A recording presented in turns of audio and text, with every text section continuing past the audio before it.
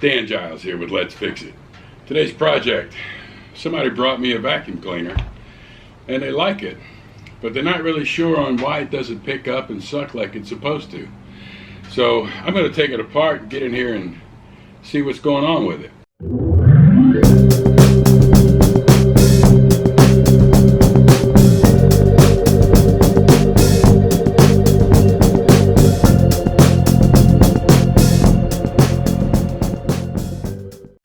Alright, well, first thing I want to do is go ahead and plug it in and turn it on, and let's see what the sucking power is on this little vacuum cleaner. And that can determine for us, for one, if the motor's working, and if that's working, if it's, if it's doing what it's supposed to do, it's just not sucking. I think we can fix that problem. So let's set this up to where we can vacuum a little piece of carpet, then we can see what's going on.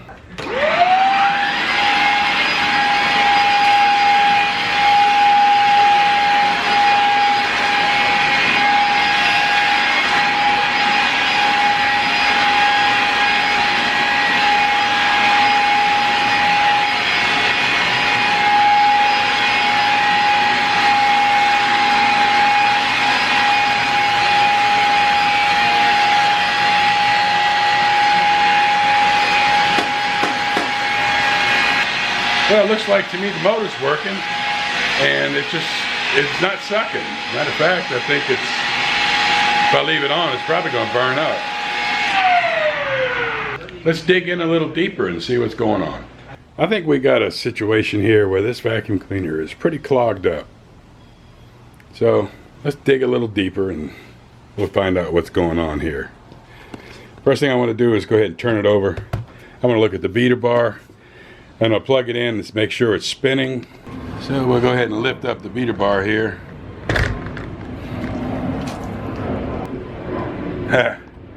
Well, first thing I can see is that it's got a lot of hair built up on this roller.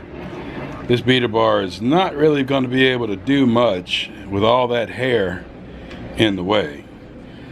But that's the first problem. Let's plug it up and see what's going on with the motor. Make sure that this is turning like it's supposed to be. Alright, we're going to go ahead and turn it on. So be prepared for a little bit of racket. But we'll see if that turns. Oh yeah, it's turning pretty good.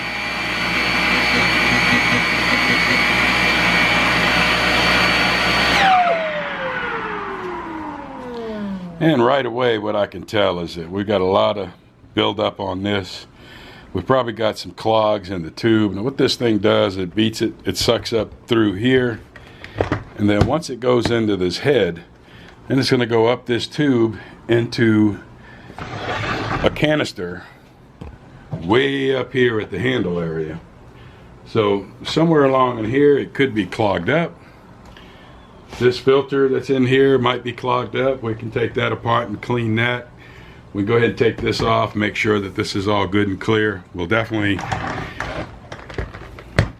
clean up that beater bar, get all that hair out of there, make sure this area is nice and clean. Then we'll do a double check on that rug in there and see how much better the suction is and the cleaning power of this little Shark vacuum cleaner is.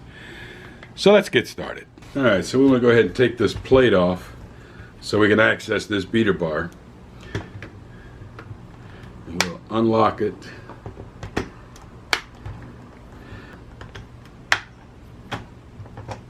Just like that. That's pretty simple. Right away I can see the belt looks like it's in pretty good shape. It's got a little bit of tension on it.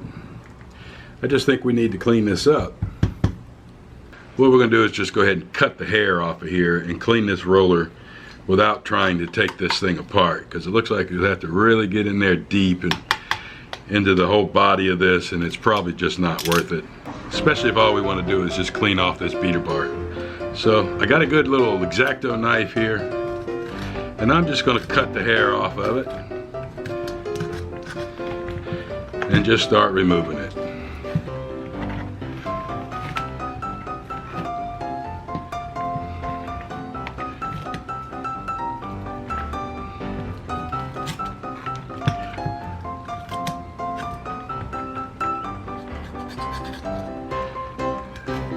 Just remember that when you're using an X-Acto knife or a blade of any kind, knife of any kind, keep the little digits away from the sharp edge.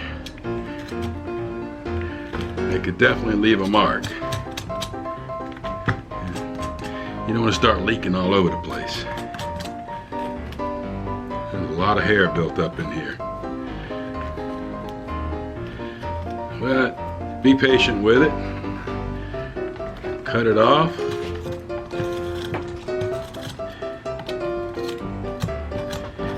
Clean it up nice and neat. Keep those fingers out of the way of that sharp edge. Pointy end down, you know, all of that stuff. You know, over time, you walk around your home, vacuuming. When you're living somewhere like that, you lose body hair. Your hair on your head falls out. It's got to go somewhere, so that's where it's going. It's going on the floor. So then you get your little vacuum cleaner out, go to suck up all the dirt and stuff. Well, you're not just sucking up dirt. You're sucking up all the hair off your head. If you have a pet, you're sucking up their hair. You know, after a while, you get this built up on your vacuum cleaner, and then that beater bar doesn't do anything for you then. You're just basically turning it. And the worst part about it is if you keep continuing to do that and you fill this thing up with all this hair, you take a chance of burning that motor up. There's a little motor inside of here. And that motor, it's only intended to turn this bar and beat hair and dirt up so that it can go into the vacuum port of this. And over time, it's just gonna wear that motor. It's gonna overheat it. Things will start smoking and you could burn that motor out. Then you're buying a new vacuum cleaner. So the best thing to do is just to go ahead and do a little bit of maintenance on your vacuum cleaner.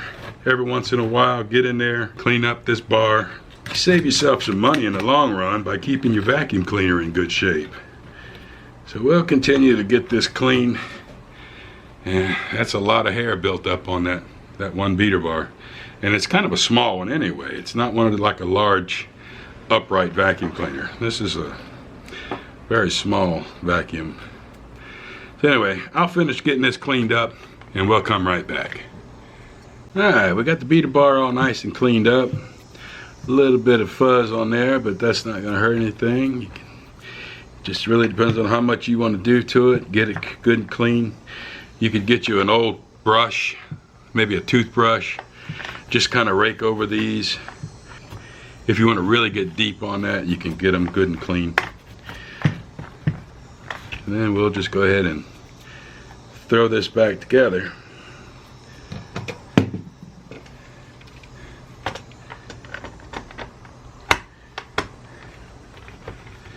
Make sure you line up this plate really good. You don't want to be racking it in there or twisting it in place.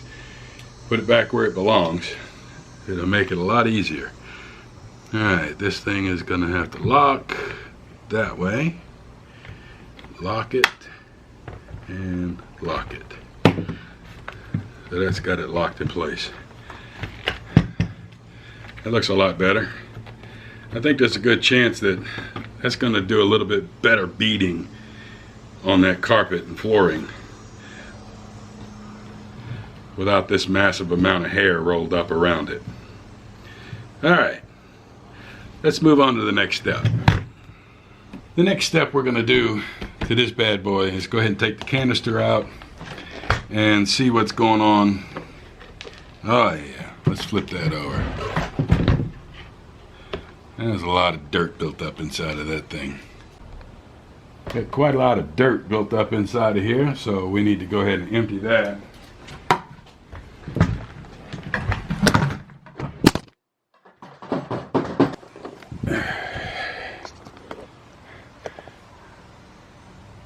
Are you okay? Just checking. You scared me. Alright, we got the canister emptied out. We'll go ahead and do a little bit of maintenance here. A little bit of housekeeping. One thing I can't stand is a dirty bench. So we'll go ahead and get this cleared off so we can have a nice clean work surface. And we'll dig into this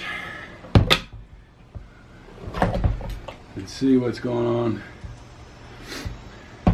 There's a filter inside of there. That filter is pretty clogged up. See this filter right inside of the canister? It's got a screen filter around that thing. It's pretty dirty. We'll figure out how to get that off. And upon further investigation, that little filter inside of there, along with this canister, don't appear to come off. So what I'm going to need to do is go ahead and get a toothbrush, and on that filter, just go ahead and brush that filter section off all the way around. Clean all the dirt and dust and debris off of it.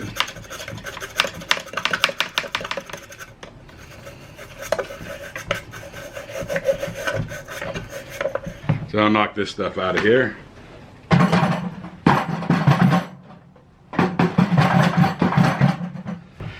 Alright, so we got that filter nice and cleaned. But I think for now, what I'll go ahead and do is put it back together. What I did do when I knocked you guys down a little while ago was pulled the tube off and looked down inside of it. And I could see really good clean daylight all the way through. So that tells me that the inside of this bar, that all the dirt and stuff travel up into to get into that canister, is clean. So I don't have to worry about trying to fish anything out of here or auger this tube out. The tube is good and clean. There's a little tube right here. I could see a lot of daylight through there. I mean, it is dirty, but I don't see a need to take it apart just yet. Now we got the beater bar nice and clean. So I think what we could do is go ahead and put everything back together and then go in there and test out the carpet with this clean vacuum cleaner and see if we're getting better results. So let's get this back together and get that started. All right, time to test out this vacuum cleaner now to see if we're getting better suction power and beater action on this piece of carpet. This carpet's pretty dirty. I don't know if it's coming through on the video. I'll try to do a little close-up here, just so you can see that we're not vacuuming a clean rug, we're vacuuming a dirty rug. So let's check it out.